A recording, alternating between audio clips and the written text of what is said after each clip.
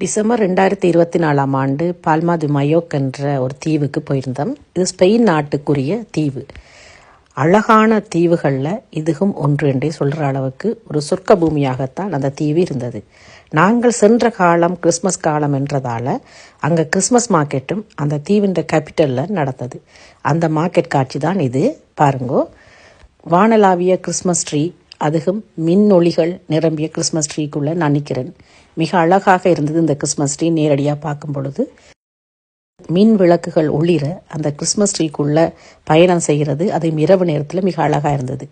Christmas market என்று சொன்னால் பகலில் ஒரு வடிவமாகவும் இரவில் இன்னொரு வடிவமாகவும் இருக்கும். கூடுதலாக அந்த மின் விளக்குகள் தர்ற அழகு இரவு நேரத்தை இன்னும் அழகுபடுத்துகிறதா இருக்கும். இந்த மார்க்கெட்டுக்கு நாங்கள் சென்றிருந்த போது மக்கள் கூட்டம் அலைமோதி கொண்டிருந்தது. கூடுதலாக சிறுவர் கூட்டம் கூட. அங்கு வைக்கப்பட்ட ஒவ்வொரு கடைகள்லையும் ஒவ்வொரு விதமான பொருட்கள் விற்கப்பட்டு கொண்டிருந்தது. எல்லா நாடுகள்லையும் இருப்பது போல்தான் அந்த மார்க்கெட்டும் இருந்தது. ஆனால் நாங்கள் சென்று பார்த்த மார்க்கெட் மிக பெரியதாக இருந்தபடியால் எங்களுக்கு அந்த நேரம் கழிந்ததே தெரியாமல் அந்த இரவு நேரத்தை கழித்தோம். கிட்டத்தட்ட எங்களுக்கு 2 மணி நேரம் ஆயிட்டுது இந்த மார்க்கெட்டை ஆறுதலாக சுற்றி பார்த்து வர. அதில் எங்களுக்கு பிடிச்ச ஒரு சின்ன உணவையும் வாங்கி இருந்து சாப்பிட்டுட்டு அந்த மார்க்கெட்டில் இருக்கிற ஒவ்வொரு விடயங்களையும் நின்று நிதானமாக பார்த்துட்டு நிறைய புகைப்படங்கள் எடுத்துக்கொண்டு காணொளிகளை எடுத்துக்கொண்டு நாங்கள் அந்த நேரத்தை கழித்து கொண்டு வந்தோம். பால்மா தி மயோக்குக்கு போகணுமென்று சொன்னால் சம்மர் நேரத்துக்கு போனால் கடல்களை நல்லா அனுபவிக்கலாம். கிறிஸ்மஸ் நேரத்துக்கு போனால் இப்படியான மார்க்கெட்டுகள் போன்ற விடயங்களை பார்க்கலாம்.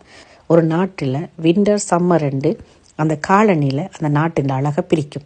பிரான்ஸ் நாடும் அப்படித்தான். விண்டருக்கு ஒரு வடிவமும் சம்மருக்கு ஒரு வடிவமாக இருக்கும்.